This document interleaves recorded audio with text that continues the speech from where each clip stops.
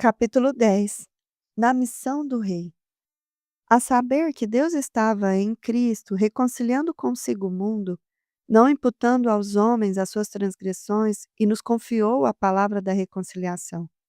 De sorte que somos embaixadores em nome de Cristo, como se Deus exortasse por nosso intermédio. Em nome de Cristo, pois rogamos que vos reconcilieis com Deus.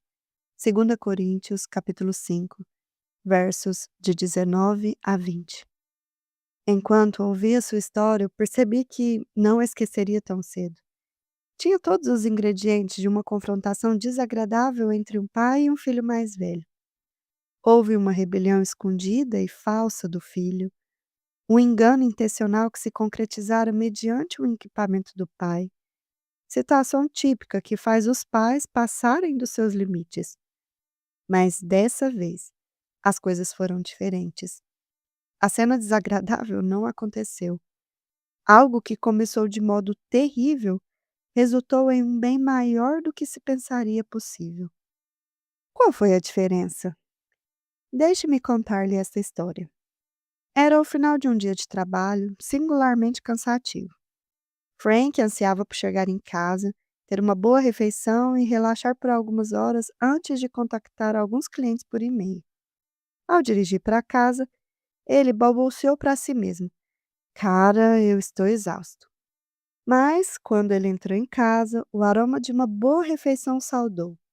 Ele teve tempo de ler o jornal antes do jantar e um momento breve para relaxar, em seguida, a refeição. Ele se sentia refeito quando se sentou em frente ao computador no seu escritório de casa. Mas, quando conferiu os e-mails na sua caixa de entrada, deparou com algo que mudaria completamente a sua noite. Havia um e-mail para o seu filho. Ele geralmente não lia a correspondência de Ryan, mas ao tentar imprimir o e-mail para ele, Frank deu uma olhada e percebeu que a sua tela do computador estava cheia de linguagem obscena e em letras maiúsculas. Ele parou e leu o e-mail. E ao fazê-lo, ficou muito desapontado. Era sexualmente repugnante e desrespeitoso. Além disso, insinuava coisas que, se fossem verdade, o levariam a pensar que não conhecia o próprio filho.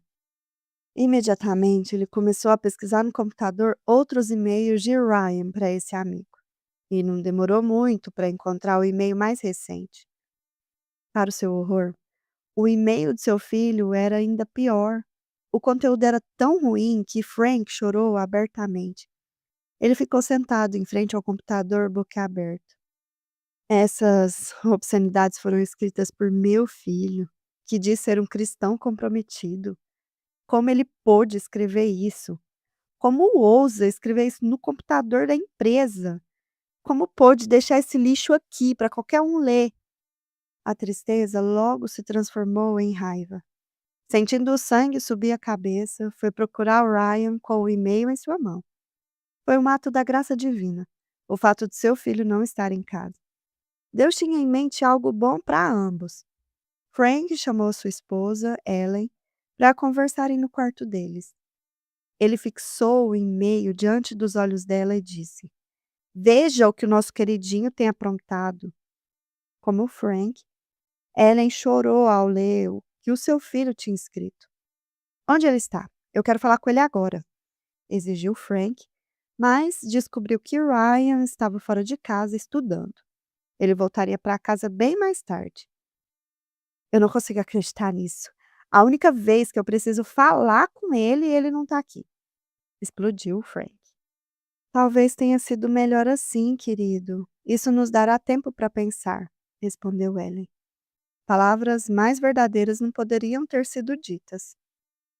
Ao conversarem, as perspectivas deles sobre o assunto começaram a mudar, numa conversa que durou a maior parte da noite. Frank passou a ver o problema não tanto como uma afronta pessoal, e sim como uma oportunidade para ministrar a seu filho, que estava claramente no meio de uma grande tentação e pecado. Ellen conseguiu ir além do seu objetivo de acalmar a raiva de Frank, distanciando-se da cena mentalmente para ter uma visão mais racional da situação. Juntos, eles ficaram impressionados por Deus amar o filho deles o suficiente para expor seu pecado. O fato de Frank ter precisado usar o computador naquela noite, o fato de que o e-mail do amigo de Ryan chegou bem na hora, o fato de que Ryan não estava em casa quando tudo foi descoberto, tudo era parte de um plano de resgate de Deus. O Deus Redentor fez uma intervenção para evitar que Ryan continuasse no caminho que ele tinha começado. E Deus estava chamando Frank e Ellen para fazer parte do que ele estava fazendo na vida de Ryan naquele momento. Essa percepção encheu Frank e Ellen de alegria e esperança, mesmo em meio à decepção e tristeza deles. Essas perspectivas lhes deram um conjunto completamente novo de coisas a dizer para Ryan e um modo completamente diferente de dizê-las. Eles visualizaram como teria sido se Ryan estivesse em casa quando Frank descobriu os e-mails. Frank teria explodido de raiva e Ryan teria reagido, explodido também, ou se refugiado em silêncio defensivo. E nada do bem que Deus tinha planejado se tornaria real. Na manhã seguinte, Frank acordou e se sentou na beira da cama, dizendo a Ellen: Tive uma clara percepção nesta manhã, querida. Nós não somos o centro disto. Este é o momento de Deus. Estamos aqui como seus instrumentos. Eu pensei, enquanto eu estava ainda deitado, o Ryan não é realmente nosso. Ele pertence a Deus. Deus o colocou em nossas mãos para que sejamos as ferramentas de Deus em sua vida. Eu estou magoado e sei que você também está, mas essa é uma oportunidade maravilhosa para falar com o Ryan sobre as coisas mais importantes da vida. Talvez isso pareça engraçado, mas eu percebi que este é um momento redentor. É isso que Deus está fazendo na vida de Ryan. Ele está atuando para resgatar o Ryan do pecado e da morte, de tal modo que ele não deixará o Ryan ter sucesso em seu pecado. Ele o fez ficar exposto. Deus o escancarou aos nossos olhos, não para que fiquemos deprimidos e desencorajados, mas para que possamos ser instrumentos de redenção na vida de Ryan. É muito importante que tratemos disso do jeito que Deus quer. Nós não podemos deixar que a nossa mágoa e raiva se interponham àquilo que Deus está fazendo. Eu estou feliz por termos tido tempo para pensar e orar antes de falar com Ryan. Eles conversaram com Ryan naquela noite, e a conversa não começou com Frank enfiando o e-mail diante dos olhos de Ryan e dizendo: Como você ousa fazer isso comigo, seu rebeldezinho dissimulado? Em vez disso, Frank começou perguntando a Ryan se eles podiam orar antes de conversar. Imediatamente isso chamou a atenção de Ryan. Ele nunca tinha feito isso. Frank contou a Ryan então o que ele descobriu. Daí, muito calmamente, ele compartilhou com seu filho as duas coisas que sentia naquela noite. A primeira era a tristeza diante da lembrança do engano e do pecado de Ryan. A segunda era alegria, porque toda essa situação demonstrava claramente que Deus amava muito a Ryan e que ele estava atuando ativamente para resgatá-lo do pecado. Ele disse a Ryan que, ao final de tudo, esperava que ele ficasse estupefato diante do amor de Deus. Foi uma longa conversa noite adentro, mas uma mudança real aconteceu no coração de Ryan naquela noite. E não apenas no coração de Ryan, houve também mudança no coração de Frank. Quando Frank me contou a história, ele descreveu muito bem a sua percepção da mudança em seu interior. Pela primeira vez, eu comecei a pensar de maneira redentora sobre os relacionamentos ao meu redor. Eu percebi que, se Deus estava usando essa situação para fazer a sua obra em Ryan, então ele estava fazendo o mesmo em Ellen e em nossos outros filhos, e em mim. Isso me deu uma perspectiva inteiramente nova quanto à minha família e também quanto às minhas amizades. Eu percebi que o modo como trato as situações, aquilo que eu digo, é muito importante. Ou controlo tudo e trato as coisas do modo que me parece melhor, ou reajo de um modo que me torna parte daquilo que Deus quer fazer por meio daquela circunstância. Que belo modo de descrever isso! Todos nós precisamos de uma perspectiva redentora em nossos relacionamentos. Antes de falar, precisamos nos perguntar o que o Redentor deseja realizar naquela situação e precisamos nos comprometer a ser parte disso. Nós fomos chamados para estar na missão dele. É no escritório da vida diária que Deus constrói filhos fiéis, piedosos e maduros, e somos as ferramentas que ele usa. Quando Frank e Ellen passaram a ter essa perspectiva, o modo que eles trataram o pecado do seu filho foi completamente transformado. Este capítulo trata a respeito da lição que Frank aprendeu. Para falar como embaixadores de Cristo, precisamos compreender a missão de Deus e como ela nos oferece direção prática para o que enfrentaremos com familiares, amigos e com o corpo de Cristo. É sua missão desde o princípio. Desde os primeiros momentos da existência do pecado na Terra, a reação de Deus tem sido redentora. Isso fica claro em suas palavras à serpente após a queda. O Senhor Deus disse à serpente: Visto que isso fizeste, maldita és entre todos os animais domésticos, e o és entre todos os animais selváticos. Rastejais sobre o teu ventre, e comerás pó todos os dias da tua vida. Porém, inimizade entre ti e a mulher, entre a tua descendência e o seu descendente. Este te ferirá a cabeça e tu lhe ferirás o calcanhar. Gênesis 3, de 14 a 15. Em outras palavras, Deus diz à serpente: Eu não vou deixar as coisas como estão. Por intermédio da mulher, eu trarei um redentor que irá esmagar você e a sua obra por meio do seu próprio sofrimento. A reação de Deus às mentiras de Satanás e à rebelião de Adão e Eva não é apenas de julgamento, mas de redenção. Deus introduz aqui o plano que se desdobra ao longo do restante das Escrituras. A Bíblia é a história da obra de Deus para redimir um povo para si mesmo e que irá viver para sempre, para a sua glória.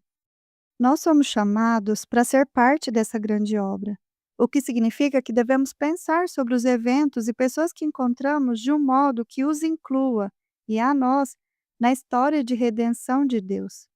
A única esperança para a nossa história é que podemos ser parte da história de redenção dele.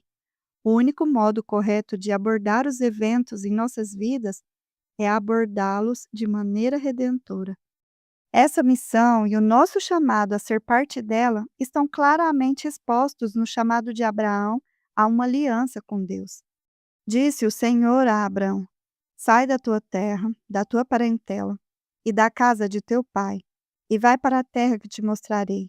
De ti farei uma grande nação e te abençoarei, e te engrandecerei o nome. Sê tu uma bênção. Abençoarei os que te abençoarem, e amaldiçoarei os que te amaldiçoarem. Em ti serão benditas todas as famílias da terra. Gênesis 2, versos de 1 a 3. Muitos livros foram escritos sobre a aliança de Deus com Abraão. E o meu propósito aqui não é adicionar mais um a esse corpo de literatura. Mas eu quero fazer uma observação muito importante sobre essas palavras. Elas são tanto um conforto quanto um chamado. Que maior conforto pode haver do que ser escolhido como objeto de bênção divina? Mas Deus nunca planejou que Abraão fosse apenas o objeto de sua bênção. Desde o primeiro dia, a intenção de Deus era que Abraão também fosse o condutor de sua bênção a outros. Por meio de Abraão, todas as nações da terra seriam abençoadas. Desde o princípio, Abraão foi chamado para olhar além de si mesmo e ver a sua vida de maneira redentora. Ele foi chamado para ser parte do que Deus faria, não apenas nele e por ele, mas também por intermédio dele. Aqui está a semente de todo o chamamento ao ministério encontrado no restante das Escrituras. O que acontece ao longo das Escrituras é que Deus rega e alimenta a semente da missão plantada aqui, até que ela seja a árvore de ministérios completamente madura, revelada nas epístolas do Novo Testamento. O que fica claro nessa declaração de aliança é que Deus, que está comprometido em redimir um povo para si mesmo, chamou o seu povo para estar comprometido com a mesma missão. Nós nunca devemos pensar que somos objetos do amor decorrente de sua aliança, sem também pensar que somos condutores desse amor a outros. A redenção não é apenas para o nosso benefício ou para o nosso bem. Ela sempre foi para a glória de Deus e de acordo com seu propósito.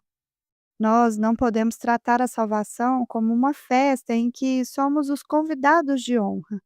É uma celebração para um rei e fomos graciosamente convidados para essa celebração e de um modo maravilhoso. O que celebramos não é apenas o nosso convite, celebramos a Ele e demonstramos o nosso agradecimento, ajudando outros a conhecer, servir e celebrar a Ele também. É a festa dele, ele é o convidado de honra. Tudo o que dizemos e fazemos deve refletir um desejo de ser parte do que ele está fazendo e de trazer a ele, de algum modo, a glória que lhe é devida. O foco da missão. Mesmo enquanto estava dando a lei ao seu povo no Antigo Testamento, Deus tinha essa missão em vista. Os filhos de Israel foram chamados para um compromisso radical com a obra de redenção divina, que os conduziria a um envolvimento radical com a vida uns dos outros. Eles foram chamados para falar de um modo que promovesse a obra que Deus estava fazendo na vida dos outros. Nossa parte hoje, na missão do rei, não pode ser descrita mais claramente do que o texto de Levítico 19, uma passagem que Cristo aludiu quando sumarizou a lei em Mateus 22. Não farás injustiça no juízo, e nem favorecendo o pobre, nem comprazendo ao grande. Com justiça julgarás o teu próximo. Não andarás como mexeriqueiro entre o teu povo. Não atentarás contra a vida do teu próximo. Eu sou o Senhor. Não aborrecerás o teu irmão no teu íntimo, mas repreenderás o teu próximo, e por causa dele não levarás sobre ti pecado. Não te vingarás, nem guardarás ira contra os filhos do teu povo, mas amarás o teu próximo como a ti mesmo. Eu sou o Senhor. Levítico 19, dos versos de 15 a 18. O que essa passagem diz sobre os nossos relacionamentos? Deus está nos dizendo que é impossível viver como se o pecado não existisse, visto que somos pecadores e vivemos em relacionamentos com outros pecadores. O pecado será sempre um problema. É a realidade inescapável da vida humana. A questão é se estamos lidando com o pecado do jeito de Deus, de maneira redentora, ou de acordo com os desejos e propósitos dos nossos corações pecadores. Ame o seu próximo como a você mesmo. Talvez a coisa inicial e mais importante a perceber nesta passagem seja que o mandamento para tratar dos pecados dos outros do jeito de Deus está conectado diretamente com o mandamento para amar o seu próximo como a você mesmo. Amar as pessoas próximas como a você mesmo significa muitas coisas, mas de uma coisa podemos estar certos. Isso significa lidar com os pecados delas de um modo disciplinado e definitivamente bíblico. Significa reconhecer que fomos chamados por Deus para ser parte do que Ele está fazendo na vida delas. Nós não estamos livres para tratar as dificuldades do modo que achamos melhor. Quando alguém faz algo errado contra nós, a coisa mais importante não é que sejamos vingados ou fiquemos satisfeitos, mas sim que reajamos de acordo com o plano de Deus e para a sua glória. Ao reconhecer esse chamado, não cedemos aos muitos pecados do coração e da língua que são detalhados nessa passagem, mesmo sendo eles uma forte tentação quando sofremos uma injúria. Lembre-se, estamos lidando com os pecados dos outros o tempo todo. Será assim até que o Senhor volte. Até lá, amar o seu próximo como a você mesmo apresenta uma qualidade redentora. Significa que você não lida com o pecado como uma vítima, mas como um servo daquele que redime. Precisamos admitir: é difícil amar o nosso próximo como a nós mesmos, mesmo quando ninguém pecou contra nós. Todos nós temos a tendência de ser centrados em nós mesmos, de querer nossa vontade feita do nosso jeito e de viver para nossa satisfação e conforto. É muito fácil ceder à irritação e à impaciência quando a nossa vontade não é concretizada de alguma maneira. Eu não estou nem me referindo a situações em que deparamos com pecados sérios. Não. Temos problemas em amar as pessoas cuja única culpa é a de terem falhado em nos agradar. Deixe-me dar um exemplo da minha vida. Uma das coisas que gosto de fazer é ir para a cama aproximadamente ao mesmo tempo em que Luelha. Ela é minha companheira mais íntima e minha melhor amiga, e gosto muito desses momentos finais de ternura entre nós ao final do dia. Luelha tem uma voz muito melódica e amo dormir com o som da sua voz, sendo a última coisa que escuto antes de pegar no sono. Esses momentos passados, deitados ao lado dela e falando em sussurros, são muito preciosos.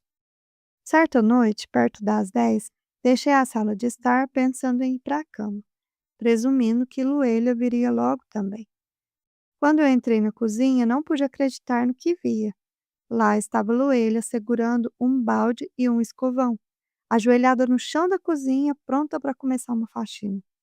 Imediatamente eu fiquei irritado. Eu não podia acreditar que ela estava fazendo aquilo comigo. Será que ela não sabia que aquele era o nosso momento especial? Precisava esfregar o chão àquela hora. Eu fiquei com a impressão de que Luelha tinha mais interesse num chão limpo do que no seu compromisso com o próprio marido. Felizmente, não disse todas as coisas que estava pensando, mas acabei dizendo com um tom contundente em minha voz: "Eu não acredito que você esteja fazendo isso agora." E fui para a cama. Eu ponderei a respeito dessa cena muitas vezes depois disso. O que ficou evidente para mim não foi apenas a minha impaciência, mas o egoísmo básico por trás disso tudo. Ao olhar para Luelha, não estava vendo uma mulher amorosa e dedicada que também queria ir para a cama, mas que tinha se prontificado a um serviço que precisava ser feito. Eu sei o que passou pela cabeça dela. Aquele chão a deixa maluca. Com 6 pessoas na casa, ele sempre parece sujo. Aquela era a oportunidade para limpá-lo bem, pois era tarde da noite e o tráfego da cozinha estava escasso. Por causa da dedicação amorosa dela à família, ela aproveitou a oportunidade, sem murmuração nem queixas. Mas quando olhei para Luelha naquela noite, não foi isso que vi. Eu vi uma esposa que supostamente devia estar indo para a cama comigo. Não havia agradecimento no meu coração a Luelha ou a Deus. Eu fui para o nosso quarto irritado por ter de dormir sozinho, pois Luelha havia escolhido limpar o chão em vez de ficar comigo. Ridículo, vergonhoso. Sim, mas talvez esse seja o poder deste exemplo. Nós entramos em conflito com os pequenos eventos da vida.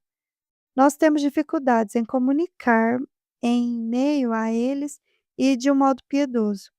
Mesmo quando ninguém está pecando contra nós, esbravejamos com palavras indelicadas quando o banheiro está ocupado, ou o carro está sendo usado, ou quando alguém pegou o controle remoto primeiro, ou pegou o último pão de queijo, ou quando o jornal não está disponível ao querermos lê-lo, ou quando alguém nos faz esperar, ou quando não somos apreciados do modo que pensamos merecer, ou quando fura a fila na nossa frente, ou esbarra em nós em um corredor, ou não deixa a porta destrancada, ou esquece de colocar combustível no carro, ou fica muito tempo no telefone.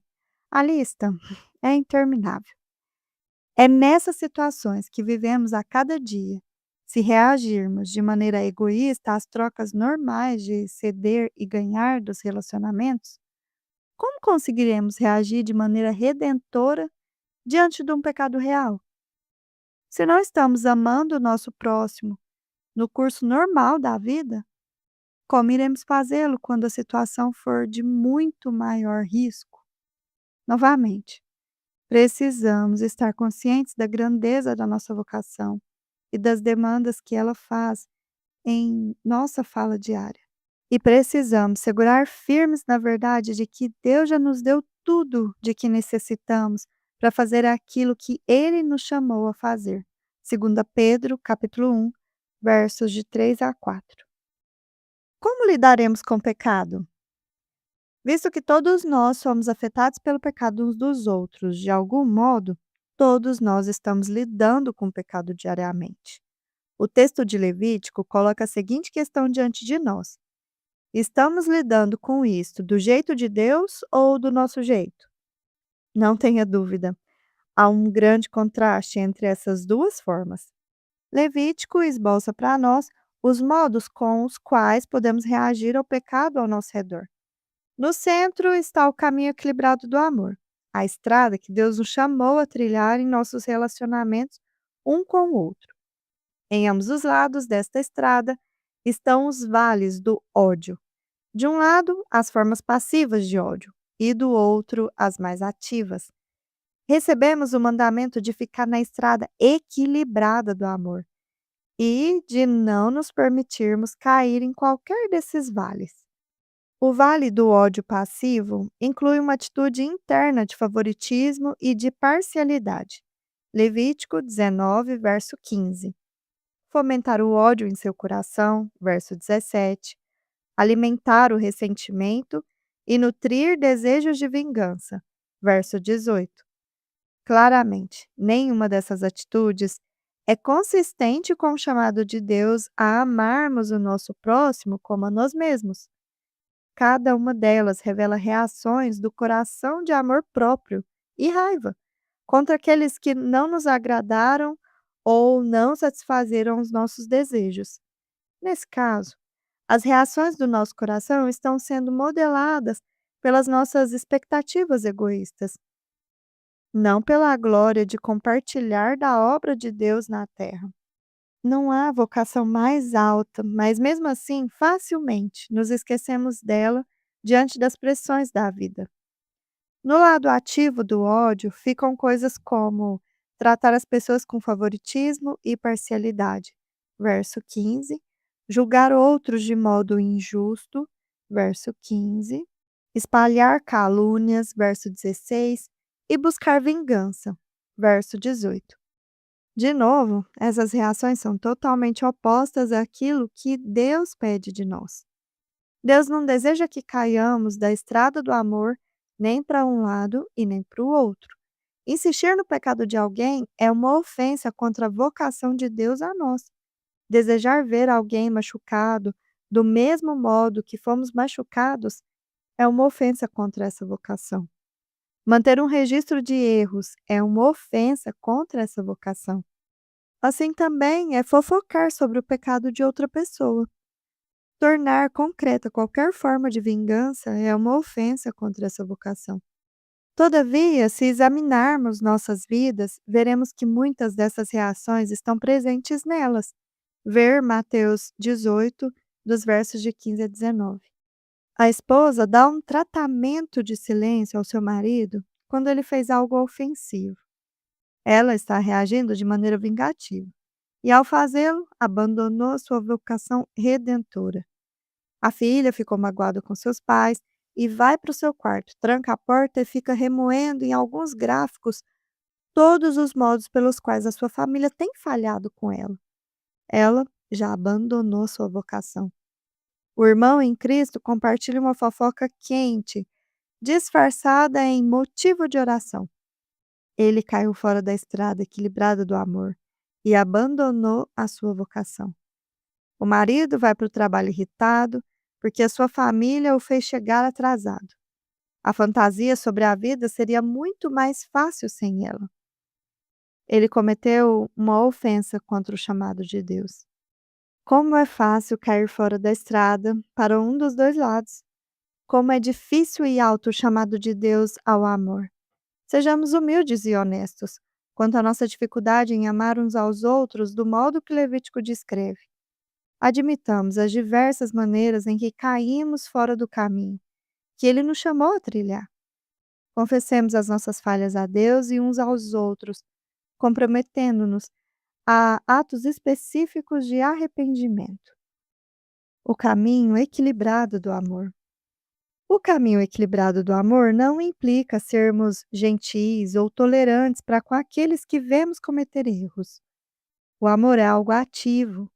Deus deseja que sejamos seus agentes de resgate quando vemos alguém em pecado. Ele nos chama para julgar o próximo de maneira justa e para repreender um ao outro de um modo franco e claro. Tendo dito isto, por favor, reconheça que não fomos chamados para ser críticos cheios de justiça própria e nem para agir como detetives, procurando todos os pecados que pudermos descobrir na vida das outras pessoas. Nem ainda fomos chamados para ser abusivos verbalmente, adicionando à confrontação insultos pessoais e outras caracterizações indelicadas. Em vez disso, Deus está dizendo que quando Ele escolhe expor o pecado de alguém a nós, devemos reagir com amor autossacrificial e redentor. Nós devemos ir ao nosso próximo e confrontá-lo com o seu pecado, de maneira honesta e clara. Não para que ele se submeta ao nosso julgamento, mas para que se submeta ao de Deus e busque sua misericórdia e graça. Nós queremos que a conversa se concentre em Deus, em sua vontade e em sua misericórdia, e não em nós. Essa passagem tem mais outra coisa radical. Ela diz que se falharmos em fazer isso, se amarmos mais a nós mesmos do que nós amarmos a Deus e os outros, se nos permitirmos cair em um daqueles vales de ódio, compartilharemos da culpa pelo pecado do nosso próximo. Sim, Caim, somos responsáveis pelo nosso irmão. Gênesis 4:9. O chamado de Deus não poderia ser mais forte. Falhar em reagir ao pecado de alguém com amor redentor é compartilhar da sua culpa. É como Deus diz por meio do profeta Ezequiel: se a sentinela vê o inimigo chegando e falha em avisar o povo, o sangue deles estará em suas mãos. Ezequiel 33, dos versos de 1 a 9. Ser parte do resgate redentor de Deus não é apenas uma alta vocação, mas uma obrigação moral. Nós precisamos ter condições de sentinelas dedicados. O trabalho da sentinela não é forçar as pessoas a reagir ao seu alerta, é simplesmente o de dar um alerta amplo na hora certa. Ele deve se assegurar de que o seu alerta foi compreendido e implorar que as pessoas ajam de acordo com ele. Uma vez feitas tais coisas, sua missão está completa. Ele cumpriu a sua vocação. Nossa vocação é alertar os outros a buscar o cuidado protetor e salvador do Redentor. Frank e Ellen não falharam em sua vocação. Eles entraram no quarto de Ryan como sentinelas. Sua reprovação veio como um alerta amoroso que o Senhor usou para mudar o coração de Ryan. Tudo o que eles disseram fluiu de um desejo sincero de ser parte daquilo que Deus estava fazendo. Perceba que antes que Deus pudesse usar a fala deles para operar no coração de Ryan, ele primeiro precisou operar no coração deles. E assim será também conosco. Finalmente, observe que essa passagem é marcada 2 vezes com as palavras Eu sou o Senhor. Deus está dizendo: Este é o Rei falando. E esta é a minha vontade para vocês. Eu sou o Senhor e estou chamando vocês para amarem uns aos outros deste modo. Não há espaço para debate, justificativa ou questionamentos. Eu sou o Senhor. Agora vão e sejam meus instrumentos de alerta e resgate àqueles que coloquei perto de vocês. A Grande Comissão. Um dos chamados mais claros para sermos parte da missão do Rei na Terra se encontra em Mateus 28. Após a sua ressurreição, Cristo pediu aos discípulos para encontrá-lo em uma montanha na Galileia. Ali, ele lhes falou palavras de comissionamento, com as quais todo crente está familiarizado.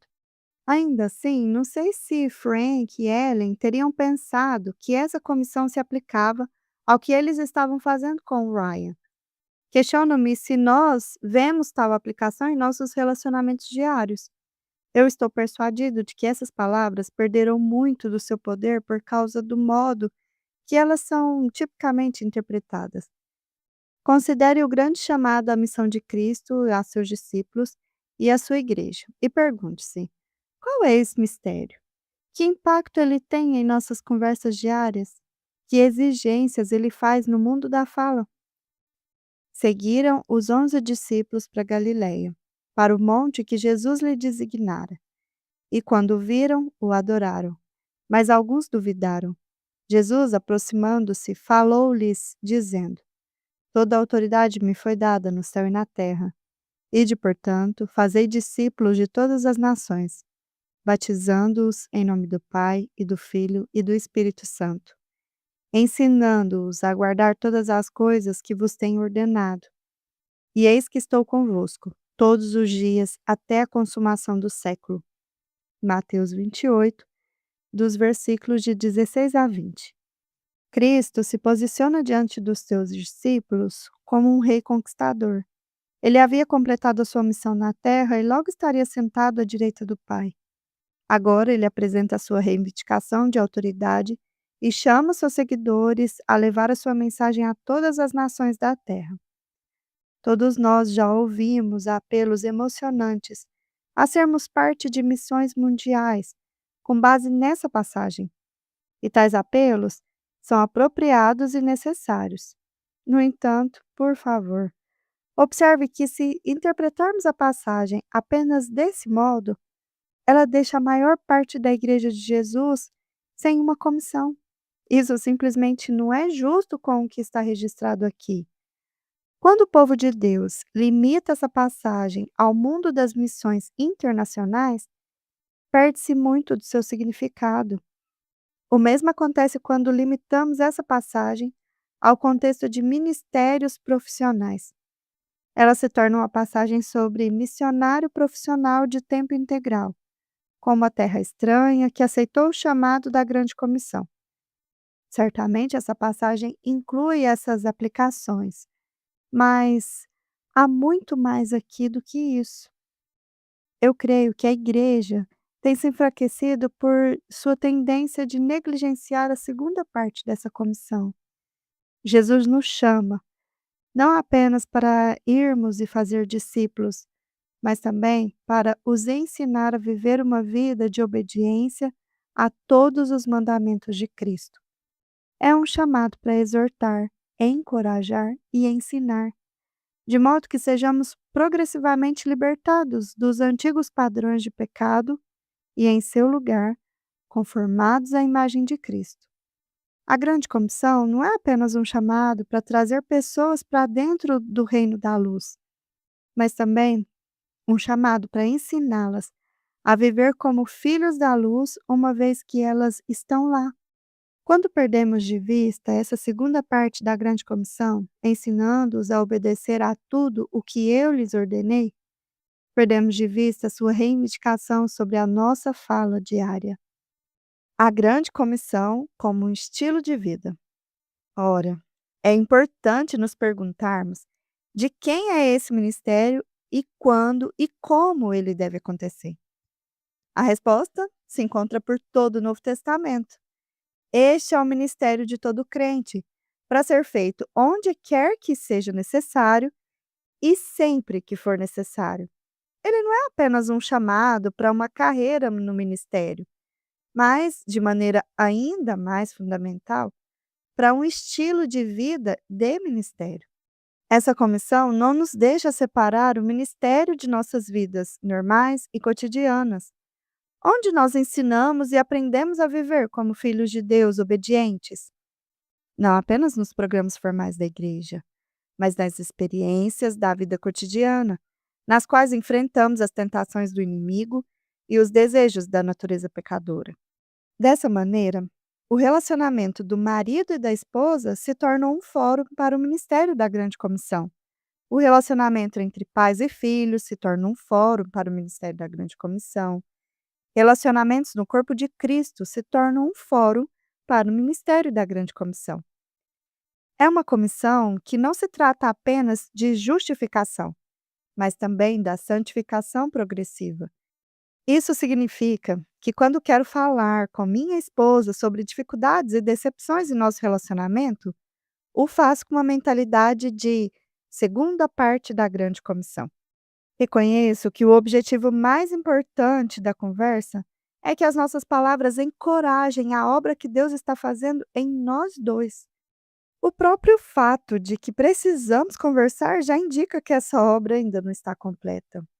Mesmo ofensas menores revelam que ainda não estamos obedecendo a todos os mandamentos de Cristo. Então, ao buscar compreender um ao outro e resolver juntos os nossos problemas, queremos promover a obra que Deus está fazendo para nos ajudar a viver mais plenamente como filhos da luz. Novamente, a questão não é se nós lidamos com os problemas, mas como. Temos modelado a nossa abordagem para um desejo de ministrar a sua verdade um ao outro até que esse ministério não seja mais necessário? Uma atitude vida é ministério deve governar todas as palavras que falamos. Nós não saímos da vida para dentro do ministério. O chamado de Deus se estende a todos os momentos da vida. Nossa reação é a de nos submetermos à obrigação moral de amar o nosso próximo como a nós mesmos, motivados por mais do que a nossa felicidade, satisfação e conforto. Nós queremos ser parte daquilo que o Rei está fazendo nas vidas daqueles ao nosso redor. Essas oportunidades podem não aparecer do jeito que esperávamos. Raramente alguém vai dizer: "O que a Bíblia diz a respeito de?" Ou "Eu detectei áreas na minha vida que não estão em conformidade com a vontade de Deus e preciso da sua ajuda." Ou ainda: "Pai, tem alguns mandamentos das Escrituras que eu preciso aplicar à minha vida?" Não.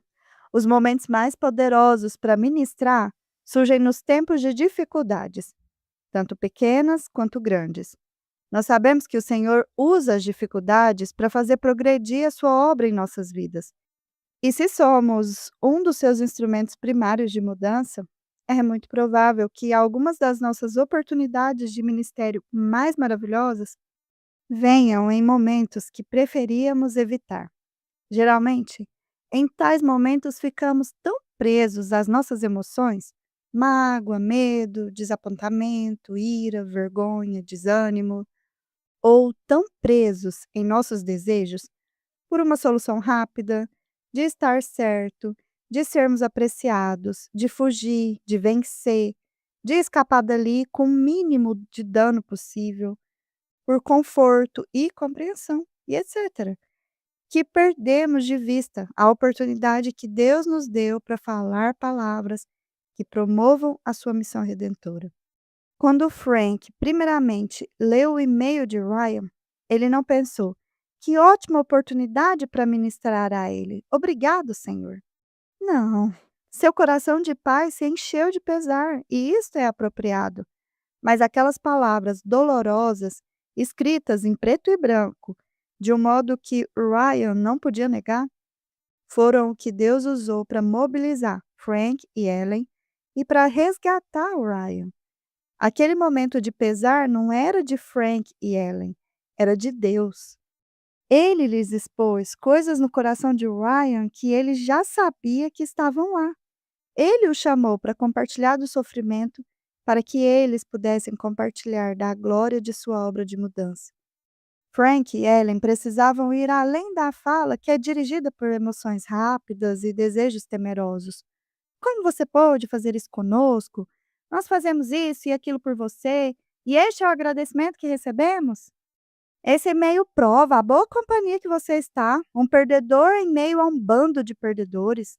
Nem pense que você vai usar este computador de novo. Você perdeu o direito a isto para o resto da sua vida. É difícil de acreditar que você é meu filho. No meu tempo, eu nunca teria pensado em fazer algo assim. Só para variar, queríamos que você fizesse algo que pudéssemos admirar. Eles precisaram falar com Ryan a partir do amor redentor de Deus. Esse amor tinha sido a razão dessa oportunidade. Ele lhes permitiu rejeitarem palavras arrogantes e cheias de justiça própria e oferecerem em seu lugar palavras humildes e graciosas. Eles se aproximaram de Ryan como pecadores que tinham experimentado a mão interventora do Redentor em suas próprias vidas e que desejavam que ele experimentasse a mesma graça, poderosa e libertadora. Uma repreensão não é uma condenação, e sim um chamado. Palavras de exortação não são um julgamento, mas sim um encorajamento para seguir o Senhor. A confrontação não é uma sentença, mas um alerta. Nós não falamos as palavras de Deus uns para os outros porque somos melhores ou mais elevados, e nem porque somos capazes de consertar as pessoas. Não, ensinamos, encorajamos, admoestamos, corrigimos e exortamos, porque Deus nos comissionou a fazer assim. Esse chamado não é um setor de nossas vidas já muito ocupadas. Ele é em si mesmo um estilo de vida. É isso que precisamos estar fazendo onde quer que estejamos e com quem quer que estejamos. A oportunidade para ministrar aos outros virá sem aviso, em geral, embrulhada em dificuldades. Em meio a essas oportunidades, queremos que a nossa fala seja consistente com o chamado de Deus, pois aceitamos o fato de que fomos escolhidos para estar na missão do Rei. Tornando pessoal. Qual missão? A sua ou a do Rei? 1. Como você reage tipicamente a problemas? Com autocomiseração? Questionando Deus? Culpando os outros? Amaldiçoando a situação? Buscando a mão de Deus? Procurando servir? 2. Em que momentos você costuma transformar uma oportunidade para ministrar em uma ocasião de frustração, irritação e raiva? 3. O que significa perceber os relacionamentos de maneira redentora? Você tem um relacionamento que não consegue ver deste modo? 4. O medo já levou você a enfeitar a verdade, evitar problemas ou justificar o pecado de alguém em vez de confrontá-lo? 5. Em que momentos você costuma levar para o lado pessoal coisas que não são pessoais e, ao fazer isso, perde oportunidades dadas por Deus para falar de maneira redentora? 6. Que dificuldades em sua vida estão lhe dando uma oportunidade de praticar a obra da grande comissão? 7. Em seus relacionamentos, em que momentos você costuma esquecer as promessas do Evangelho e ficar sobrecarregado pelas oportunidades dadas por Deus? 8. Confesse quaisquer pecados que você descobriu por meio destas questões para Deus e para as pessoas apropriadas. Aposse-se da promessa de 1 João, capítulo 1, versículo 8 e 9.